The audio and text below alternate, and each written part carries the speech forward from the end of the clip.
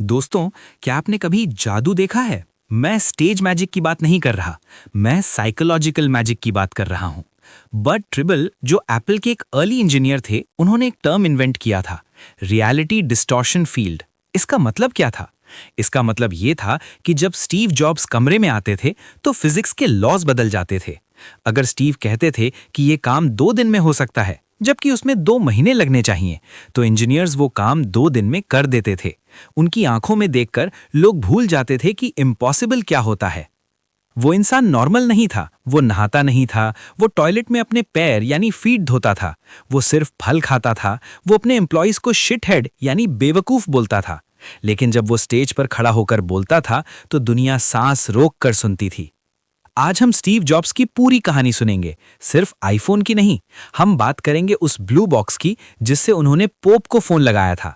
हम बात करेंगे उस गैराज की जहां उन्होंने दुनिया बदल दी। और हम बात करेंगे उस दर्द की जो उन्हें अपने बायोलॉजिकल पेरेंट्स से मिला था। बैठ जाइए, ये सफर लंबा है, ये सफर गहरा है। Chapter 1, the primal wound, the adoption. Steve jobs की साइकोलॉजी को समझने के लिए हमें 1955 में जाना होगा। उनकी बायोलॉजिकल माँ जोएन शीबल एक स्टूडेंट थी। उनके पिता अब्दुल फताह जंदाली एक सीरियन इमिग्रेंट थे। जोएन के पिता इस रिश्ते के खिलाफ थे, इसलिए जोएन को अपना बच्चा यानी स्टीव अडॉप्ट करने के लिए देना पड़ा। लेकिन जोएन की एक शर्त थी, मेरा बच्चा सिर्फ पढ़े लिखे यानी ग्रेजुएट पेरेंट्स के पास जाएगा। लेकिन किस्मत देखिए, स्टीव को अडॉप्ट किया पॉल और क्लारा जॉब्स ने। पॉल जॉब्स मैकेनिक थे यानी हाई स्कूल पास। क्लारा जॉब्स अकाउंटेंट थीं, दोनों कॉलेज ग्रेजुएट नहीं थे। जब जोएन को यह पता चला तो उसने पेपर साइन करने से मना कर दिया। महीनों तक मामला अटका रहा। फाइनली पॉल और क्लारा ने वादा किया, हम वादा करते हैं हम एक दिन स्टीव को कॉलेज भेजेंगे। तब जाकर पेपर्स साइन हुए। Psychological insight. स्टीव को बचपन से पता था कि वो अडॉप्टेड है। उनके अंदर एक अबैंडनमेंट इशू था। उन्हें लगता था कि उनके असली माँ बाप ने उन्हें रिजेक्ट किया है। इसलिए स्टीव अपनी पूरी जिंदगी कंट्रोल चाहते थे। वो चाहते थे कि दुनिया की हर चीज, हर प्रोडक्ट उनके कंट्रोल में हो, ताकि कोई उन्हें दोबारा रिजेक्ट ना कर सके। ये दर्द उनकी ताकत बना। Chapter 2, the blue box, hacking the system. High school में स्टीव की दोस्ती एक और स्टीव से हुई, स्टीव वॉजनियाक। वॉजनियाक इलेक्ट्रॉनिक्स का आइंस्टाइन था, जॉब्स बिजनेस का पिकासो था।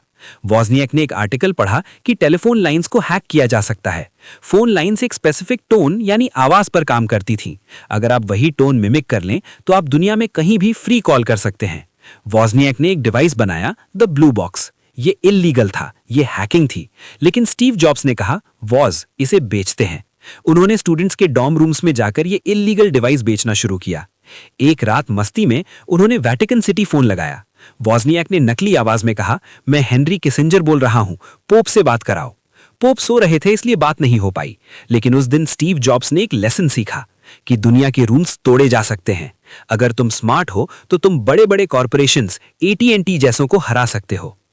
जॉब्स ने बाद में कहा था, अगर ब्लू बॉक्स नहीं होता तो एप्पल नहीं होता। Chapter 3, the monk and the LSD, the spiritual quest. Read college में स्टीव गए, लेकिन 6 महीने में ड्रॉप आउट कर दिया। वो अपने पेरेंट्स के पैसे बर्बाद नहीं करना चाहते थे, लेकिन वो कैंपस पर रहते थे, दोस्तों के फर्श पर सोते थे, कोक की बॉटल्स बेचकर खाना खाते थे। उस वक्त स्टीव पर 2 चीजों का असर हुआ। 1, ज़ेन बुद्धिज्म, उन्होंने मेडिटेशन सीखा, सिंप्लिसिटी सीखी। 2, LSD। स्टीव ने कहा था कि LSD लेना उनकी लाइफ के टॉप 2 और 3 एक्सपीरियंसेस में से एक था। LSD ने उन्हें सिखाया कि पैसा सब कुछ नहीं है, ग्रेट थिंग्स बनाना जरूरी है। फिर वो इंडिया गए, नंगे पैर, बिखरे बाल। वो नीम करोली बाबा से कैंची धाम गए। इंडिया की गरीबी, सादगी और स्पिरिचुअलिटी ने उन्हें हिला दिया। उन्होंने सीखा, इंट्यूशन यानी अंतर्ज्ञान इंटेलेक्ट से ज्यादा पावरफुल है। जब वो वापस अमेरिका गए तो वो बदल चुके थे। वो अब कॉर्पोरेट CEO नहीं बनना चाहते थे, वो एक आर्टिस्ट बनना चाहते थे जो टेक्नोलॉजी यूज करता है। Chapter 4, the Attari night shift, the hustle. वापस आकर स्टीव ने अटारी में जॉब ली। वहां के लोग उनसे नफरत करते थे क्योंकि स्टीव नहाते नहीं थे, उनके शरीर से बदबू आती थी। बॉस ने कहा, स्टीव, तुम सिर्फ रात की शिफ्ट में आओगे जब कोई और नहीं होगा। अटारी के फाउंडर नोलन बुशनेल ने स्टीव को एक चैलेंज दिया, एक गेम बनाओ, ब्रेकआउट। अगर तुम इसमें चिप्स कम कर दोगे तो मैं तुम्हें बोनस दूंगा। स्टीव को हार्डवेयर डिजाइन नहीं आता था। उन्होंने वॉजनियाक को फोन किया, वॉज, आ जाओ, अटारी में फ्री गेम्स खेलने मिलेंगे। वॉजनियाक आया। स्टीव ने वॉज से 4 दिन लगातार काम कराया। वॉज ने सोचा भी नहीं, वॉज ने गेम डिजाइन किया और चिप्स कम कर दिए। अटारी ने स्टीव को $5,000 दिए। स्टीव ने वॉज से कहा, हमें $700 मिले हैं, आधा तेरा $350 और आधा मेरा। बाकी पैसे स्टीव ने अपनी जेब में रख लिए। ये स्टीव का डार्क साइड था। वो अपने दोस्त को भी मैनिपुलेट कर सकते थे। वो विनर बनना चाहते थे, चाहे रास्ता कोई भी हो। Chapter 5, the garage and the Apple one, negotiation genius. वॉजनियाक ने एक कंप्यूटर बनाया सिर्फ शौक के लिए। स्टीव ने उसे देखा और कहा, वॉज, लोग इसे खरीदेंगे। उन्होंने अपनी वोल्क्सवैगन बस बेच दी। वॉजनियाक ने अपना कैलकुलेटर बेच दिया। जमा हुए $1,300। एप्पल कंप्यूटर की शुरुआत हुई। लेकिन कंप्यूटर बनाने के लिए पार्ट्स चाहिए थे। पार्ट्स के लिए $20,000 चाहिए थे। स्टीव एक लोकल कंप्यूटर स्टोर गए, the Byte Shop. Store owner Paul Terrell ने कहा, अगर तुम मुझे 50 असेंबल्ड कंप्यूटर्स दोगे तो मैं $500 ईच दूंगा। Order value $25,000।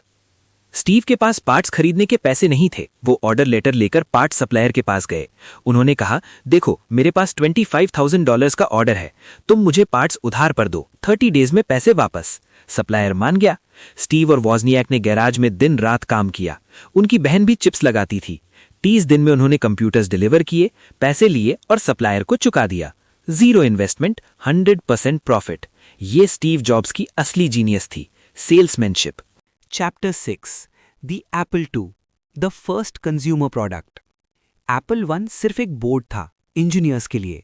स्टीव चाहते थे कि Apple II एक अप्लायंस हो, जैसे टोस्टर या टीवी, जिसे कोई भी यूज कर सके। यहाँ स्टीव का डिजाइन ऑब्सेशन शुरू हुआ। उस वक्त कंप्यूटर्स लोहे यानी मेटल के बॉक्सेस में आते थे। स्टीव ने कहा, नहीं, ये प्लास्टिक का होना चाहिए, हल्का, सुंदर। उन्होंने डिपार्टमेंट स्टोर यानी मेसीज में जाकर फूड प्रोसेसर यानी मिक्सर देखा। उन्होंने कहा, कंप्यूटर का केस ऐसा होना चाहिए। एप्पल II पहला कंप्यूटर था जिसमें कलर ग्राफिक्स थे। ये हिट हो गया। एप्पल कंपनी एक रॉकेट बन गई। 25 साल की उम्र में स्टीव जॉब्स की नेटवर्थ $250 मिलियन थी। एक हिप्पी जो जूता नहीं पहनता था, अब दुनिया का सबसे यंग टाइकून था। Chapter 7, the Xerox park heist, great artists steal. Steve Jobs ने सुना कि ज़ीरॉक्स कंपनी के रिसर्च सेंटर पार्क में कुछ कमाल का हो रहा है। स्टीव ने ज़ीरॉक्स के मैनेजमेंट को ऑफर दिया, मैं तुम्हें एप्पल की शेयर्स दूंगा, प्री IPO, बदले में मुझे अपनी लैब दिखाओ। ज़ीरॉक्स मान गया। ये बिजनेस हिस्ट्री की सबसे बड़ी गलती थी। स्टीव वहां गए। वहां उन्होंने 3 चीजें देखीं। एक, नेटवर्किंग, इंटरनेट जैसा। दूसरा, ऑब्जेक्ट ओरिएंटेड प्रोग्रामिंग। तीसरा, ग्राफिकल यूजर इंटरफेस यानी GUI और माउस। पहले कंप्यूटर चलाने के लिए कमांड्स टाइप करने पड़ते थे, C:\run। ज़ीरॉक्स ने माउस बनाया था। आप स्क्रीन पर क्लिक कर सकते थे, फोल्डर्स थे, विंडोज थीं। स्टीव पागल हो गए। वो रूम में उछलने लगे, तुम लोग इस पर बैठे हो, तुम्हें पता नहीं ये क्या है, ये फ्यूचर है। स्टीव वापस एप्पल आए। उन्होंने अपनी टीम से कहा, सब कुछ छोड़ो, हमें GUI बनाना है। उन्होंने ज़ीरॉक्स का आइडिया चुराया यानी कॉपी किया, लेकिन उसे 100 गुना बेहतर बनाया। ज़ीरॉक्स का माउस $300 का था और टूट जाता था। स्टीव ने $15 का माउस बनाया जो जीन्स पर भी चलता था। पिकासो ने कहा था, good artists copy, great artists steal. Steve Jobs ने इसे बिजनेस मंत्रा बना लिया था। Chapter 8, the pirate flag, Macintosh team. Apple में 2 टीम्स बन गई थीं। एक टीम लीसा बना रही थी यानी कॉर्पोरेट कंप्यूटर। स्टीव को लीसा टीम से निकाल दिया गया था क्योंकि वो बहुत कंट्रोल फ्रीक थे।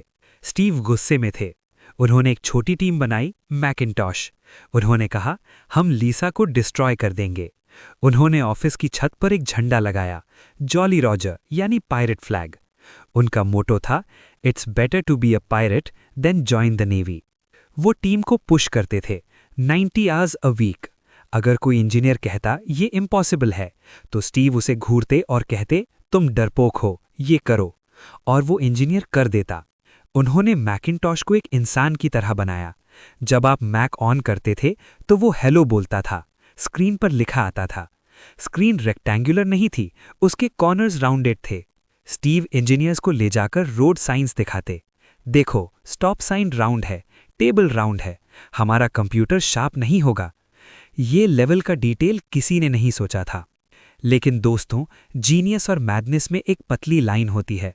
स्टीव वो लाइन क्रॉस कर गए। वो जॉन स्कली यानी सीईओ के खिलाफ पॉलिटिक्स करने लगे। वो बोर्ड के सामने रोते थे, चिल्लाते थे। 1985 में, जैसा हमने पिछले स्क्रिप्ट में डिस्कस किया, उन्हें निकाल दिया गया। 30 साल की उम्र में, पब्लिकली ह्यूमिलिएटेड। उनका पायरेट शिप डूब गया था। Chapter 10 the wilderness, Pixar and next. ये 12 साल 1985 से 1997 स्टीव के वनवास यानी कि एक्साइल थे। लेकिन यही वो वक्त था जब वो मैच्योर हुए। पिक्सार, उन्होंने जॉर्ज ल्यूकस से पिक्सार खरीदा। उन्होंने वहां सीखा कि स्टोरी टेलिंग टेक्नोलॉजी से ज़्यादा इंपॉर्टेंट है। टॉय स्टोरी ने उन्हें सिखाया कि प्रोडक्ट में दिल यानी कि हार्ट होना चाहिए। नेक्स्ट, यहाँ उन्होंने सीखा कि सिर्फ हार्डवेयर काफ़ी नहीं है, एक इकोसिस्टम चाहिए। उन्होंने नेक्स्ट स्टेप ओएस बनाया, जो आगे चलकर मैक ओएस बना। जब वो 1997 में वापस एप्पल आए, तो वो कंप्लीट पैकेज थे। उनके पास विजन था एप्पल वाला, उनके पास स्टोरी टेलिंग थी पिक्सार वाली, और उनके पास टेक्नोलॉजी थी नेक्स्ट वाली। The king was ready. Chapter 11 think different, the brand. वापस आकर स्टीव ने सबसे पहले मार्केटिंग ठीक की। एप्पल की इमेज लूजर की थी। स्टीव ने एडवर्टाइजिंग एजेंसी चियाट डे को बुलाया। उन्होंने कहा, हमें स्पीड्स और फीड्स नहीं बेचनी, हमें वैल्यूज बेचनी है। कैंपेन बना थिंक डिफरेंट। इसमें Einstein, Gandhi, Martin Luther King, Picasso की फोटोज थीं। कोई कंप्यूटर नहीं दिखाया गया, सिर्फ वॉइस ओवर था रिचर्ड ड्राइफस का। Here's to the crazy ones, the misfits, the rebels. Steve ने दुनिया को बताया, एप्पल उन लोगों के लिए है जो दुनिया बदलना चाहते हैं। ये मार्केटिंग नहीं थी, ये एक मूवमेंट थी। Chapter 12 the iPod and the cannibal, iPhone. 2001 में आईपॉड आया, लेकिन स्टीव का असली जीनियस आईफोन के वक्त दिखा। 2005 में आईपॉड एप्पल का 50% रेवेन्यू था। स्टीव ने कहा, हमें आईपॉड को मारना होगा। अगर हमने अपना प्रोडक्ट खुद नहीं मारा, तो कोई और मार देगा। स्मार्टफोन्स। बोर्ड डर गया। सोने का अंडा देने वाली मुर्गी को क्यों मारना? स्टीव ने कहा, because innovation means destroying the past. IPhone project purple एक सीक्रेट मिशन था। इंजीनियर्स को ऑफिस से बाहर जाने की परमिशन नहीं थी। स्टीव ने प्रोटोटाइप स्क्रीन अपनी जेब में रखी थी, अपनी कीज के साथ। स्क्रीन पर स्क्रैच आ गया। स्टीव ने कहा, प्लास्टिक हटाओ, ग्लास लगाओ। लॉन्च से 6 हफ्ते पहले प्रोडक्शन लाइन चेंज कर दी गई। गोरिल्ला ग्लास का जन्म हुआ। जब 2007 में उन्होंने आईफोन दिखाया, तो वो फोन नहीं था, वो जादू था। उसने इंटरनेट को हमारी जेब में डाल दिया। Chapter 13 the design philosophy, Zen. Steve Jobs का डिजाइन फिलॉसफी सिंपल था, ज़ेन। वो जॉनी आइव के साथ घंटों बैठते थे। वो पूछते थे, क्या हम ये स्क्रू हटा सकते हैं? क्या हम ये बटन हटा सकते हैं? वो चाहते थे कि प्रोडक्ट इतना सिंपल हो कि 2 साल का बच्चा भी यूज कर सके। इसलिए आईफोन में कोई स्टाइलस नहीं था, कोई कीबोर्ड नहीं था। उन्होंने कहा, God gave us 10 styluses, our fingers. वो पैकेजिंग पर भी उतना ही ध्यान देते थे। आईफोन का बॉक्स खोलना एक एक्सपीरियंस होना चाहिए। हवा का प्रेशर कैसे निकलता है बॉक्स से, वो भी डिजाइन था। उनका मानना था, the back of the fence should be as beautiful as the front. बाड़ के पीछे का हिस्सा भी उतना ही सुंदर होना चाहिए जितना सामने का, भले ही कोई उसे ना देखे। Chapter 14 conclusion, the last thing he ever made. Steve Jobs का आखिरी प्रोडक्ट आईफोन नहीं था, आईपैड नहीं था। उनका आखिरी प्रोडक्ट था एप्पल पार्क, द कैंपस। वो स्पेसशिप जैसा ऑफिस। जब वो कैंसर से मर रहे थे, वो तब भी आर्किटेक्ट से लड़ रहे थे कि लकड़ी यानी कि वुड का शेड सही नहीं है। अक्टूबर 5, 2011 स्टीव जॉब्स की डेथ हुई। पूरी दुनिया ने शोक मनाया, not just Apple fans, everyone, क्योंकि उन्होंने हमारे जीने का तरीका बदल दिया था। तो दोस्तों, स्टीव जॉब्स की लाइफ से हमें क्या सीखने को मिलता है? 1. Don't live someone else's life. आप अडॉप्टेड हो सकते हैं, ड्रॉप आउट हो सकते हैं, फायर्ड हो सकते हैं, लेकिन आपकी स्टोरी आपकी है। 2. Obsess over details. Small things make big things. Button का क्लिक, बॉक्स का टेक्सचर, आइकन का कलर, सब मैटर करता है। 3. Stay hungry, stay foolish. जब आपको लगे आप सब जानते हैं, तब आपका डाउनफॉल शुरू होता है। हमेशा बिगिनर रहो। स्टीव जॉब्स ने कहा था, we are here to put a dent in the universe, otherwise why even be here. आपका डेंट क्या है? आप दुनिया को क्या देकर जाओगे? सिर्फ कार्बन डाइऑक्साइड या कुछ ऐसा जो लोगों की लाइफ बदल दे? सोचिए और फिर काम पर लग जाइए। रुकिए मत, कीप बिल्डिंग। जय हिंद।